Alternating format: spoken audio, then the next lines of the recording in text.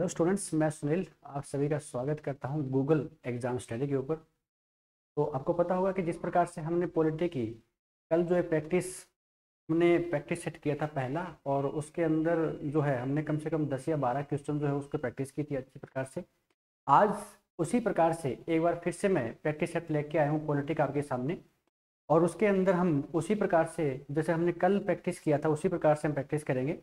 और अच्छे अच्छे क्वेश्चन हैं इसके अंदर। देखिए जिस प्रकार से इसने पूछा है कि किसी राज्य का प्रथम विधि अधिकारी कौन होता है। देखो ये लगभग जो हमारे प्रैक्टिस सेट चल रहे हैं ना, ये लगभग सभी मिक्स क्वेश्चन इसके अंदर रहेंगे। तो इसके अंदर जो पहला क्वेश्चन आपके सामने है कि किसी राज्य का प्रथम विधि अधिकारी कौन होता है। किसी राज्य का प्रथम विधि अधिकारी कौन होता है, इसने पूछा क्या है, किसी राज्य का। अब यहाँ पे देखो, एक तो होता है कि देश का सर्वोच्च विधि अधिकारी होता है, एक तो ये होता है कि देश का सर्वोच्च विधि अधिकारी होता है। एक इसने पूछा है कि किसी राज्य का सर्वोच्च विधि अधिकारी होता है। एक इसने पूछा है कि किसी राज्य का जो सर्वोच्च विधि अधिकारी होता है उसके बारे में। यहाँ पे क्वेश्चन क्या आ रहा है, राज्य का सर्वोच्च विधि अधिकारी। ये जो महान्यायवादी होता है ये देश का सर्वोच्च विधि अधिकारी होता है, देश का सर्वोच्च विधि अधिकारी होता है। ये होता है देश का सर्वोच्च विधि अधिकारी, ठीक है।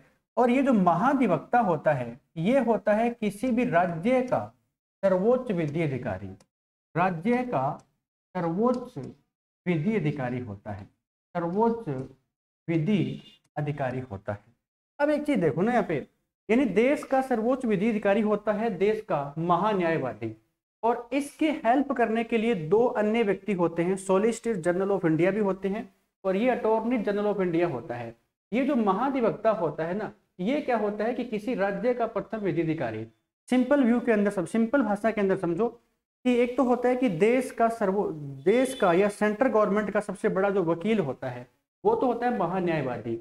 एक होता है कि जो स्टेट गवर्नमेंट होती है इसका सबसे बड़ा वकील या राज्य का सबसे बड़ा जो विधि अधिकारी होता है वो होता है यहाँ पे महाधिवक्ता। तो हमारे से ये क्वेश्चन में क्या पूछा गया है कि किसी राज्य का प्रथम विधि अधिकारी कौन होता है, तो हमारा ऑप्शन कौन सा रह जाएगा, महाधिवक्ता हो जाएगा। इसी प्रकार से नेक्स्ट क्वेश्चन करते हैं, निम्न में से किसका विघटन नहीं किया जा सकता परंतु समाप्त किया जा सकता है। अब इसके अंदर देखो, हमें पता है कि जैसे संसद है तो संसद के 2 सदन होते हैं। अगर किसी राज्य का विधानमंडल है तो उसके भी किसी किसी स्टेट में 2 सदन होते हैं और किसी के लगभग किसी के अंदर क्या होते हैं, 1 सदन भी होते हैं। जैसे किसका विघटन किया जा सकता है लेकिन समाप्त नहीं किया जा सकता। अब देखो लोकसभा और राज्यसभा, लोकसभा जो होती है इसे क्या हो सकता है, इसे भंग किया जा सकता है, यानी इसका विघटन किया जा सकता है, भंग किया जा सकता है, लेकिन इसे समाप्त नहीं कर सकते। राज्यसभा है, इसे भंग नहीं कर सकते, राज्यसभा को भंग नहीं किया जा सकता, भंग नहीं किया जा सकता। इसको भंग कर सकते हैं लोकसभा को, क्योंकि इसको क्या बोलते हैं, निम्न सदन बोलते हैं या फिर इसे अस्थायी सदन बोलते हैं। ये जो राज्यसभा होती है ये होता है उच्च सदन पार्लियामेंट का, इसको भंग नहीं कर सकते ना ही समाप्त कर सकते हैं। राज्य विधानसभा जो सभाएं होती है, राज्य विधानसभा की जो सभाएं होती है, यानी यहाँ पे बात हो रही है राज्य विधानसभा की, तो विधानसभा को भंग किया जा सकता है, विधानसभा को भंग किया जा सकता है, राज्यसभा को, राज्य विधानसभा को भंग किया जा सकता है। लेकिन ये जो 4th ऑप्शन है राज्य विधान परिषद, इसे भंग नहीं किया जा सकता परंतु समाप्त कर सकते हैं, इसे समाप्त कर सकते हैं। कहने का मतलब लोकसभा और राज्यसभा, ये तो बात हो रही है संसद की, और दूसरा राज्य विधानमंडल जो होता है ना, किसी किसी स्टेट में अंदर विधानसभा और विधान परिषद दोनों होती है। तो विधान परिषद राज्य विधानमंडल का एक ऐसा सदन है जिसे भंग नहीं कर सकते लेकिन समाप्त कर सकते हैं। जैसे आपको पता होगा जो राज्य विधान परिषद होती है ये भारत के लगभग कितने राज्यों के अंदर है, तो वर्तमान भारत के 6 राज्यों के अंदर ही क्या है, 6 राज्यों के अंदर विधान परिषद। तो हमारा ऑप्शन कौन सा रह जाएगा, ये फोर्थ ऑप्शन, यानी किसका विघटन नहीं किया जा सकता परंतु समाप्त किया जा सकता है। तो समाप्त हो सकती है राज्य विधान परिषद। इसीलिए तो आज भारत के 6 राज्यों के अंदर क्या है, विधान परिषद आती है। इस प्रकार से चलिए नेक्स्ट क्वेश्चन करते हैं। इसने पूछा है भारत के संविधान में पंचायतों और नगर पालिकाओं से संबंधित 73वें और 74वें संवैधानिक संशोधनों के समय भारत के प्रधानमंत्री कौन थे, बताइए। कहने का मतलब क्या पूछा गया है कि जब हमारी पार्लियामेंट के द्वारा या हमारी संसद के द्वारा एक तो 73 यानी 74, एक दूसरा कौन सा है 73, जब इन दोनों अमेंडमेंट को पारित किया गया था, तो पारित कब किया गया था पहले हमें ये देखते हैं। हुआ यूं था कि 73 और 74 ये दोनों जो अमेंडमेंट है ये संबंधित किससे रहेंगे। आपको पता होगा कि एक तो हमारी जो संविधान है इसमें जोड़ा गया था जो हमारी 11वीं अनुसूची थी, जो 11वीं अनुसूची थी इसमें क्या जोड़ा गया था, पंचायती राज को जोड़ा गया था, पंचायती राज को जोड़ा गया था। और जो 12वीं अनुसूची थी ना, 12वीं जो अनुसूची थी, 12वीं अनुसूची में क्या जोड़ा गया था, जो शहरी स्वशासन है, जो शहरी निकाय है, इनको यहाँ पे जोड़ा गया था। तो कौन सा अमेंडमेंट हुआ था, तो यहाँ पे तो हुआ था 73वां अमेंडमेंट और यहाँ पे हुआ था 74वां अमेंडमेंट। अब ये पूछा है कि दोनों को पारित कब किया गया था, तो पारित इनको किया गया था 1992 के अंदर, 1992 के अंदर इसको पारित किया गया था। और अगर डेट एग्जैक्ट पूछ ले तो मैंने शायद पहले बताया होगा कि 22 और 23 दिसंबर 1992 को क्या कर दिया गया था, इन्हें पारित किया गया था। किसके द्वारा, लोकसभा और जो राज्यसभा है इन दोनों के द्वारा पारित किया गया था। अब देखो 1992 के बाद में 1993 के अंदर, यानी टाइम आता है 20 अप्रैल 1993 का। ये वो दिन था जो भारत के राष्ट्रपति थे, भारत के जो राष्ट्रपति थे इन्होंने इस पर सिग्नेचर करने का काम किया था। और इसके जस्ट बाद में 24 अप्रैल 1993 ये वो दिन था जब पूरे भारत के अंदर पंचायती राज को लागू किया गया था। इसीलिए 24 अप्रैल को क्या मनाया जाता है, पंचायती राज दिवस मनाया जाता है। अब देखो पूछा क्या है, भारत के संविधान में पंचायतों और नगर पालिकाओं पे 73वें और 74वें संविधान संशोधन में भारत का प्रधानमंत्री कौन था। तो बात कब की हो रही है, 1992 की हो रही है। तो इंदिरा गांधी की अगर बात करोगे तो ये तो लगभग 1966 के अंदर बनी थी, 66 से 1977 तक रही थी, वापिस 1980 के अंदर बनती है और 84 तक रहती है। राजीव गांधी जो है ये लगभग 1989 के अंदर यहाँ तक रहे थे। पीवी नरसिम्हा राव, तो पीवी नरसिम्हा राव जो है ये 1991 के अंदर प्रधानमंत्री बनते हैं और 1996 तक रहे थे। तो पीवी नरसिम्हा राव जो है उस समय भारत के प्रधानमंत्री हुआ करते थे। तो ये था हमारा यहाँ पे ऑप्शन। चलिए नेक्स्ट क्वेश्चन। भारत की संसद द्वारा दल बदल विरोधी कानून को किस वर्ष पारित किया गया था। पूछा क्या गया है कि भारतीय संसद के द्वारा जो दल बदल विरोधी कानून है इसको कब पारित किया गया। पहले आपको ये पता होना चाहिए कि दल बदल होता क्या है, यानी ये दल बदल है क्या। तो दल बदल का मतलब ये हुआ कि जब हमारे संविधान के अंदर जो पहला अमेंडमेंट हुआ था वो 1951 के अंदर हुआ था। पहला जो अमेंडमेंट किया गया था,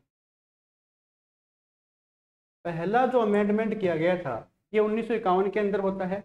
और क्या जोड़ा गया था यहाँ पे, तो 9वीं जो अनुसूची थी ना, 9वीं अनुसूची को यहाँ पे जोड़ा गया था।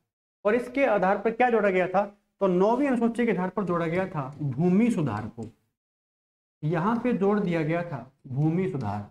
इसी प्रकार से जो 1985 है यहाँ पर क्या होता है, 52वां अमेंडमेंट होता है 1985 के अंदर। और किसको जोड़ा गया था, दल बदल, यानी हमारे संविधान के अंदर कौन सी अनुसूची को जोड़ा गया था, तो 10वीं अनुसूची को यहाँ पे जोड़ दिया गया था। तो यही इसने पूछा है कि दल बदल विरोधी कानून कब किस वर्ष पारित किया गया था, तो 1985 के अंदर पारित किया गया था। पूछे कि कौन सी अनुसूची के अंदर ऐड किया गया था, 10वीं अनुसूची के अंदर इसको ऐड किया गया था। चलिए नेक्स्ट क्वेश्चन। अशोक मेहता समिति ने पंचायती राज के लिए किस प्रतिमान मॉडल की अनुशंसा की थी। अब पूछा गया है कि पंचायती राज से रिलेटेड जो हमारे क्वेश्चन आते हैं, पूछा क्या है अशोक मेहता समिति ने पंचायती राज के लिए किस प्रतिमान मॉडल की अनुशंसा की थी। मतलब ये हुआ कि जब पंचायती राज के लिए जो समितियां बनी थी उसमें से कौन सी समिति जो थी जिन्होंने पंचायती राज को लागू करवाया था या किसके कहने पर इसको संवैधानिक दर्जा दिया था। यहाँ पर पूछा है कि जो अशोक मेहता समिति जो बनी थी ना उसने कौन से मॉडल को यहाँ पे प्रसारित किया था। कहने का मतलब द्विस्तरीय। तो द्विस्तरीय तो यहाँ पे जैसे पहली जो समिति बनती है वो बनी थी 1957 के अंदर। कौन सी समिति थी? बलवंत राय मेहता समिति बनती है। बलवंत राय मेहता समिति बनती है और बलवंत राय मेहता ने कहा था कि जो पंचायती राज है वो त्रिस्तरीय पंचायती राज है, लागू होना चाहिए। और इसी समिति के आधार पर 2 अक्टूबर 1959 को क्या हो जाता है, यहाँ पे राजस्थान के नागौर डिस्ट्रिक्ट से, राजस्थान के नागौर में क्या हुआ था, पंचायती राज को लागू किया गया था। उसके जस्ट बाद में क्या होता है, 11 अक्टूबर 1959 को क्या होता है, आंध्र प्रदेश के अंदर भी पंचायती राज को लागू किया गया था। लेकिन पूछा है कि अशोक मेहता समिति, तो अशोक मेहता समिति जो है ना ये कब बनी थी, तो 1977 के अंदर बनती है। और इसने क्या कहा था कि जो पंचायती राज है वो द्विस्तरीय लागू होना चाहिए।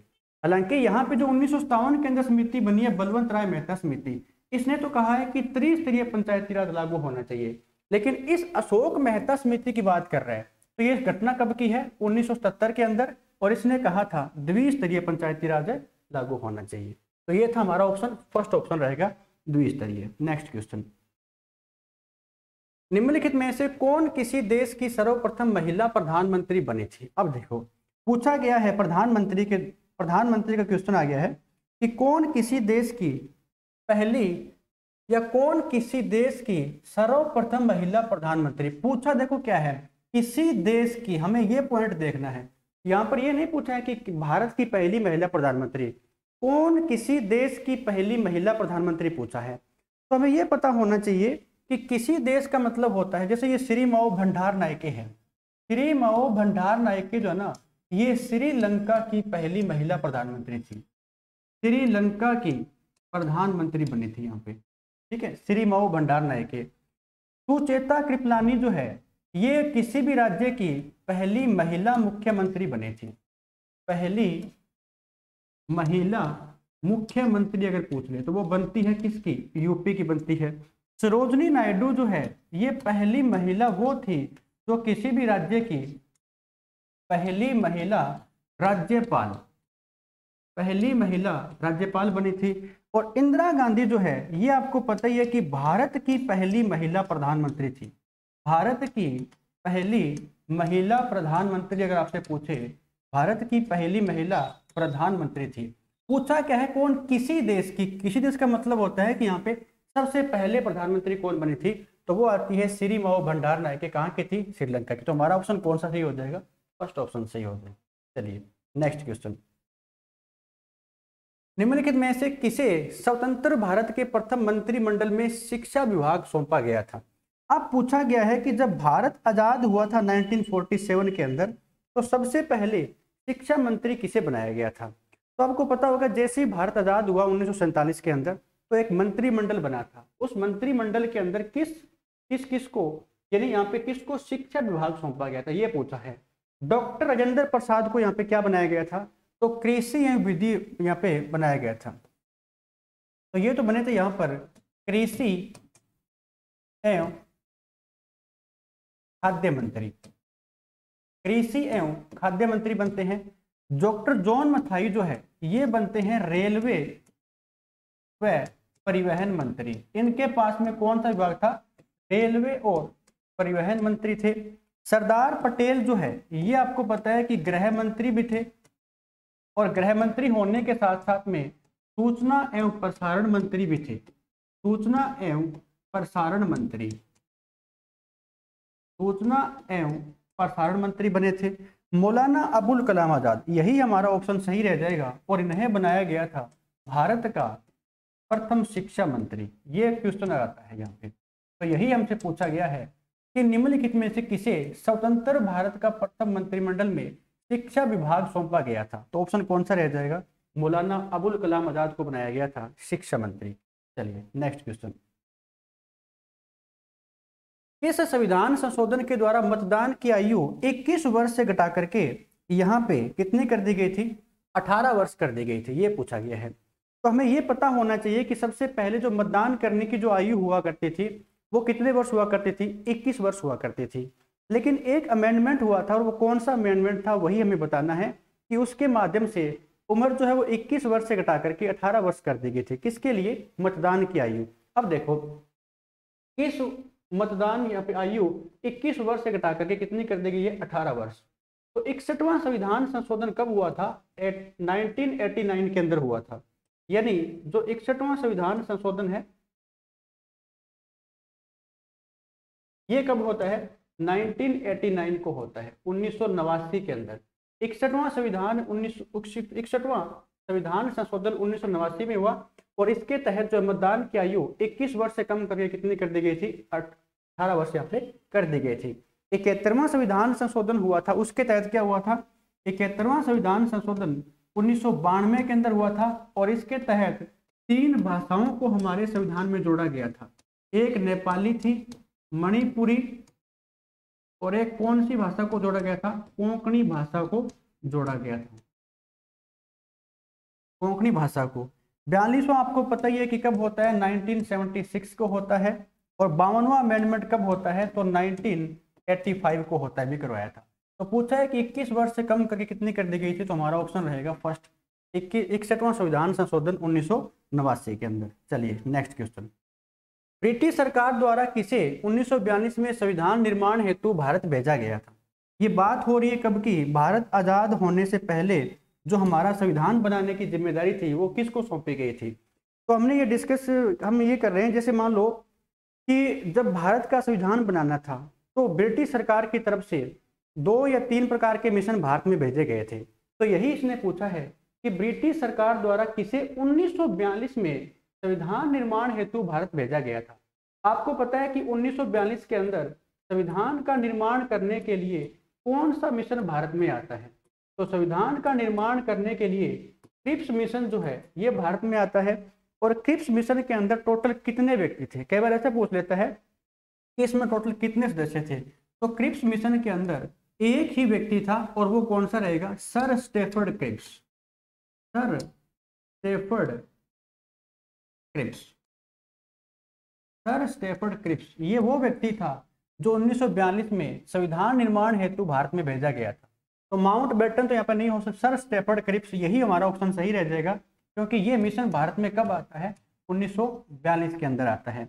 लॉर्ड कैनिंग, पैथिक लोनेस ये नहीं हो सकते, तो इस मिशन को भारत में भेजा गया था। लॉर्ड कैनिंग जो है जब 1858 का एक्ट पारित हुआ था ना, 1858 का जो एक्ट पारित हुआ था, तो इनको बनाया गया था भारत का प्रथम वॉइसरॉय बनाया गया था। भारत का प्रथम वॉइसरॉय बनाया गया था। पैथिक लॉरेंस जो है जब कैबिनेट मिशन भारत में आया था, कैबिनेट मिशन जब भारत में आया था, कब आया था? 1940 के अंदर, तो इसके अंदर आए थे। तो पूछा है कि 1942 के अंदर, ये हमारा ऑप्शन सही रह जाएगा, second option sir Stafford Cripps. चलिए next question. The constitution as settled by the assembly be passed प्रस्ताव संविधान सभा में किसके द्वारा प्रस्तुत किया गया था? अब पूछा है कि आपके सामने जो क्वेश्चन है, ये जो संविधान, ये जो प्रस्ताव है, ये हमारी पार्लियामेंट के अंदर या संविधान सभा के अंदर कॉन्स्टिट्यूशनल जो असेंबली थी इसमें किसने पेश किया था? तो यहाँ पे 4 ऑप्शन आपके सामने। पंडित जवाहरलाल नेहरू, पंडित जवाहरलाल नेहरू ने उद्देश्य प्रस्ताव पेश किया था। पंडित जवाहरलाल नेहरू ने उद्देश्य प्रस्ताव को पेश किया था। और उद्देश्य प्रस्ताव कब पेश किया था? तो संविधान सभा की अंतिम बैठक होती है 13 दिसंबर 1946 को, इस दिन पेश किया गया था। सरदार पटेल ने नहीं किया था, तो यहाँ पे डॉक्टर B.R. अम्बेडकर, यानी ये हमारा जो ऑप्शन है वो सही रह जाएगा। कैसे? Doctor B.R. अम्बेडकर ने क्या काम किया था? जब हमारे संविधान का तीसरा वाचन हुआ था, तीसरा वाचन का मतलब होता है कि हमारे संविधान के कितने वाचन होते हैं? 3 वाचन होते हैं। पहला कब चला था? तो ये चलता है 4 नवंबर 1948 से 9 नवंबर 1948 तक। दूसरा वाचन कब चला था? तो 15 नवंबर 1948 से लेकर के ये चलता है 17 अक्टूबर 1949 तक।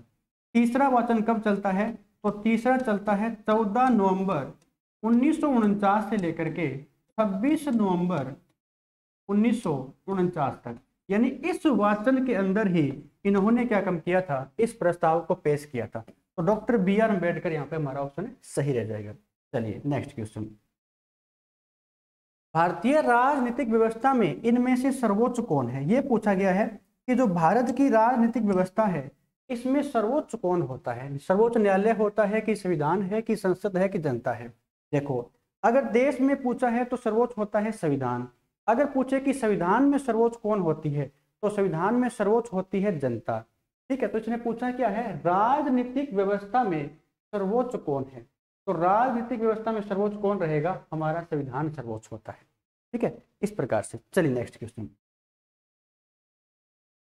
निम्न में से किसने प्रस्तावना को परिचय पत्र की संज्ञा दी थी? अब ये बात कर रहा है यहाँ पे कौन सी? प्रियम्बल की। संविधान की प्रस्तावना को परिचय पत्र की संज्ञा जो है वो किसके द्वारा दी गई है? के मुंशी। के मुंशी ने परिचय पत्र नहीं, इन्होंने कहा था जन्म पत्री। इन्होंने जो संज्ञा दी थी वो तो जन्म पत्री की संज्ञा दी थी। N.A. पालकी वाला, इन्होंने ही कहा था कि संविधान का परिचय पत्र कौन सा है? प्रस्तावना को। M. हिदायतुल्लाह पंडित नेहरू ये नहीं हो सकते। निम्न में से किसने प्रस्तावना को परिचय पत्र की संज्ञा दी है? तो हमारा कौन सा ऑप्शन सही रह जाएगा? Second, N.A. पालकी वाला ने परिचय पत्र की संज्ञा यहाँ पर दी थी। जो M. हिदायतुल्लाह है, इन्होंने जो गोलकनाथ मामला आया था, गोलकनाथ जो मामला था 1967 का, गोलकनाथ मामला 1967 का, इसमें इन्होंने क्या कहा था कि जो प्रस्तावना है ये संविधान की क्या है? मूल आत्मा है, ये इन्होंने कहा था। लेकिन पूछा है कि परिचय पत्र किसने कहा था? ये ऑप्शन हमारा सही रह जाएगा, N.A. पालकी वाला। चलिए नेक्स्ट क्वेश्चन। प्रस्तावना में स्वतंत्रता, समानता और बंधुत्व शब्द किस देश के संविधान से लिए गए हैं? पूछा क्या है कि हमारी जो प्रियम्बल है संविधान की, इसमें बहुत कुछ ऐड किया गया था।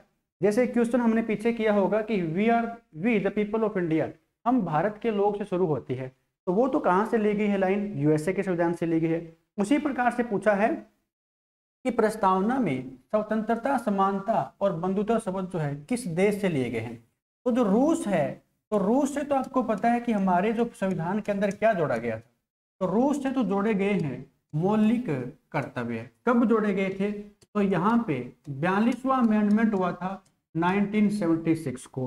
कौन से भाग में इनको जोड़ा गया था? तो भाग नंबर रहेगा इनका 4 के। अगर पूछे कि इनको कौन से आर्टिकल में जोड़ा गया था, तो आर्टिकल रहेगा 51, इस आर्टिकल में जोड़ा गया था। अमेरिका के संविधान से बहुत कुछ हमारे संविधान में लिया गया है, लेकिन ये जो ऑप्शन रहेगा फ्रांस के संविधान से, तो फ्रांस के संविधान से एक और पॉइंट आएगा। अगर ये पूछे कि तदर्थ न्यायाधीश का प्रावधान भी कहाँ से लिया गया है, तो तदर्थ न्यायाधीश का प्रावधान भी यहाँ से लिया गया है, और इसका वर्णन संविधान के कौन से आर्टिकल में है? तो आर्टिकल रहेगा 127 के अंदर। तो पूछा है स्वतंत्रता, समानता और बंधुत्व शब्द कहाँ से लिए गए हैं? तो ये फ्रांस के संविधान से इसको लिया गया है। चलिए नेक्स्ट क्वेश्चन। किस अनुच्छेद में उल्लिखित है कि भारत अर्थात इंडिया राज्यों का संघ है? यानी ये पूछा है कि ऐसा कौन सा आर्टिकल है जिसमें ये बताया गया है कि भारत अर्थात इंडिया जो है वो राज्यों का संघ है, ये हमसे पूछा है। तो हमें अनुच्छेद 3, 1, 2 और 5, देखो जो 5 है ये तो संबंधित रहेगा नागरिकता से, ये तो संबंधित रहेगा नागरिकता से। अनुच्छेद जो 1 है ये हमारा ऑप्शन सही रहेगा। पूछा क्या है? भारत अर्थात इंडिया राज्यों का संघ है, तो ये बताया गया है अनुच्छेद 1 के अंदर। नए राज्य अगर बनाने हैं तो वो यहाँ पर रहेंगे। नए राज्य बनाने का जो प्रावधान है वो इसमें आता है, और इनमें आता है कि नामों में या फिर जो सीमा है, सीमा में परिवर्तन करना, तो वो कहाँ पे आता है? तो वो यहाँ पे आता है। ऑप्शन कौन सा रहेगा? अनुच्छेद 1। चलिए नेक्स्ट क्वेश्चन। चलिए ये हो गया। तो आज स्टूडेंट्स हमने कितने क्वेश्चन, लगभग 12 या 15 क्वेश्चन हमने देख लिए हैं, और मैं उम्मीद करता हूं कि आप सभी को जो हम यहाँ पे प्रैक्टिस कर रहे हैं पॉलिटी की, सभी को पसंद आ रही होगी। तो कल हम इसी प्रकार से एक और नेक्स्ट वीडियो लेकर के आएंगे, जिसके अंदर इसी प्रकार से कुछ 12 या 13 क्वेश्चन जो है वो हम प्रैक्टिस सेट के रूप में लेकर के आएंगे। तो आज के लिए इतना ही रहेगा स्टूडेंट्स। सो थैंक यू, धन्यवाद।